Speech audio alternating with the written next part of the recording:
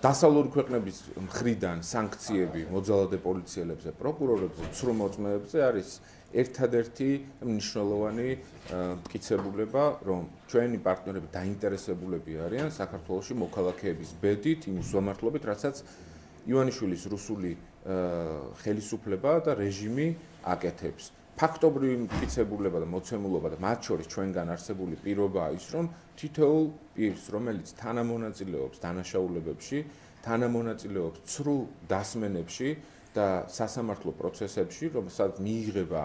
ანტიჰუმანური, ანტიდემოკრატიული და ადამიანის უფლებების შემლახავი გადაწყვეტილებები, მათ აუცილებლად მოეთხოვებათ პასუხი. მათ შორის უნდა ვთქვათ, რომ ის ჯარიმები, რომლითაც უსამართლოდ ჯარიმდებიან საქართველოს მოქალაქეები, რომლებიც მონაწილეობენ პროტესტში, იქნება აუცილებლად გაუქმებული ჩვენ მიერ და ეს რეგრესის წესით, ეს ჯარიმები იქნება ამოღებული და დაუბრუნდებათ როგორც კომპენსაცია მოქალაქეებს, ვინც ამ ეტაპზე არიან დაჯარიმებულები უსამართლოდ, უკანონოდ და პოლიტიკური ნიშნით.